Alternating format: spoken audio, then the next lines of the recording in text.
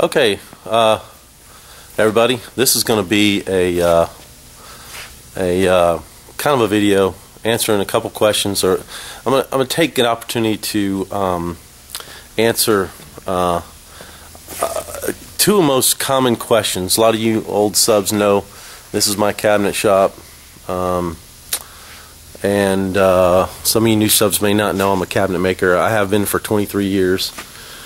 Started this business from nothing basically, and the two questions I always get is how did you start your business, and then after about 2010, the next most popular question that I get is how did you survive the crisis of around 2008. And so I've been going through the course of the day, taking little snippets of things that I think are important to start a business, keep a business running successfully, and to survive when there's lean times. So a lot of it's just common sense. A lot of it don't have anything to do with any other businesses but mine.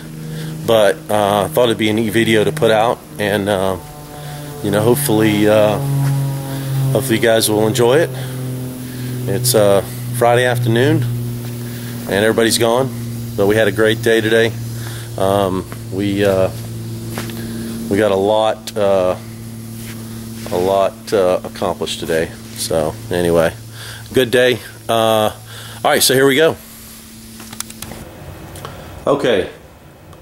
Very simple rule here. No partnerships. None. If you're starting a business, keep it yours.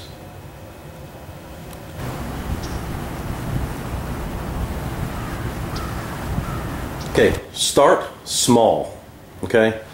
My first shop was about as big as this showroom, and probably not even into that kitchen there. It's a mess. I apologize. Start small. Start when you're able to, if you already have another job,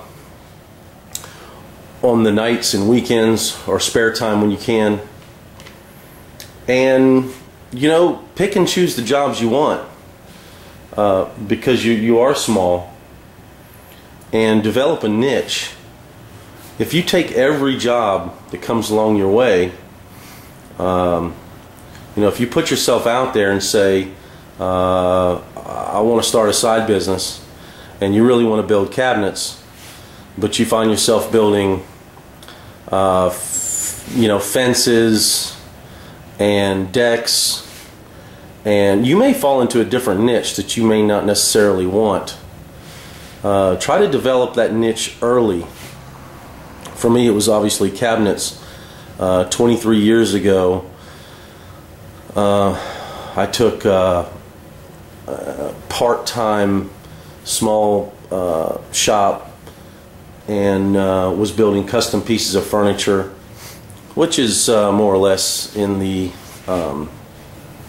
same category as cabinets. I would build pieces like this. They're behind those doors there. Little consoles.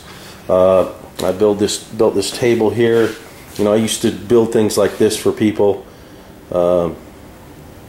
Things that are in your niche that you can handle by yourself. No employees. Very small, low overhead, almost guaranteed success. You can ease into your market, your niche, getting to know people without a lot of stress, knowing that you already have another paycheck. But don't charge for the product like it's a side job. Charge for the product like you need to exist on it. Very key not to get lowballed in the beginning. You don't need every job. You don't need to accept every job. That's a mistake that I probably made somewhere along the way. So I felt like no matter what the price was, that I should try to get every job. And you know, you can do nothing and make nothing. Why wear out yourself and your equipment to make nothing? You know, so start small, develop a niche, and just get paid what it's worth, not what you're willing to accept. And don't accept every job. Under promise, which would be sort of like this, and make sure you over deliver. You know, always make people feel like they're getting more than they bargained for. That's the best feeling in the world. Do not advertise, at least the traditional way. And if you can pull it off, don't even put a sign on the place. You'll just get a cold market showing up at your door, and it's really not worth it. Always try to work inside a warm market, a market that's going to actually pay you back. You know, cold market is only going to make you bring you a bunch of tire kickers, people wasting your time. Once you work for one person, everyone they tell becomes your warm market. Work with those people. Alright guys, this might be the most important part of this video, so I mean, take notes if you want. Okay, this is going to explain how you spend every dollar that comes in. Okay, how to allocate, who to pay first, you know, that sort of thing. Okay, first and foremost, you pay yourself. Okay, once you figured out how much profit's in the job, pay yourself first. Next is the employees, and when you pay them, look them in the eye, shake their hand, and tell them thanks. Next is the accountant, because you want to hire the absolute best accountant you can for the money you have available allotted for that. And I've changed over the years. I've upgraded. Insurance. Make sure you pay your insurance. After that, pay your vendors. Keep the lights on, keep the material on the floor, keep the toilets flushing, so on and so forth. Have fun. You know, take your business serious, but also have fun with it. You know, one of the little areas we have here, we have a workout room and a TV, and you know, we can hang out a little bit if we want to. But if you're not having fun with your business, you know, a lot of y'all seen me shoot guns in the shop. You know, some of the employees, we you know, we go back there and do some shooting every now and then. It's fun, and you know, on my time.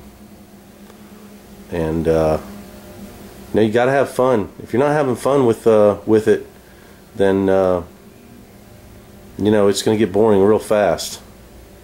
I've been in some ruts in my line of work before, where my head's been down, you know, focusing on just work, and I find that it gets a little stale after a while.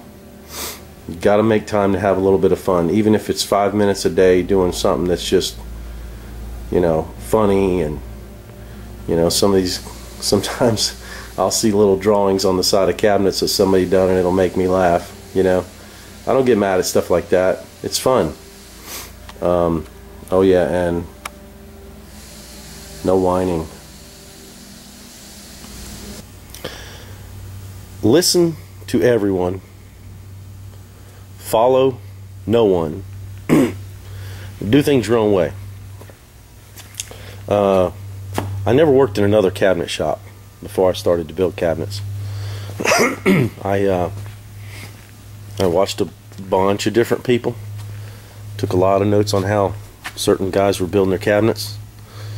I ultimately came up with my own design, with my own method, and seems to work pretty good. So take all the information. Take all the information that you have, and then use your gut. Let it tell you what you think is good from each one of those. Come up with your own system. Use that system. Okay, when it comes to employees, don't tell them what to do. Tell them what you expect, and let them do what it takes to achieve those goals. Don't hover over them. Everyone has a different way of doing something, but just make sure they get done what you want done. If it doesn't work out, don't be scared to move on.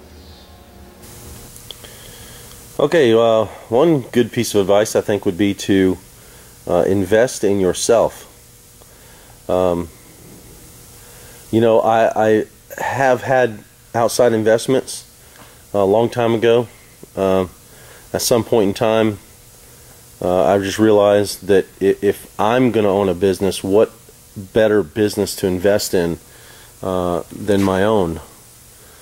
You know, by purchasing equipment that you know, can put me one step ahead, and compound that money. Use that money to purchase things that make you more efficient, that allow you to double your money, compound your money.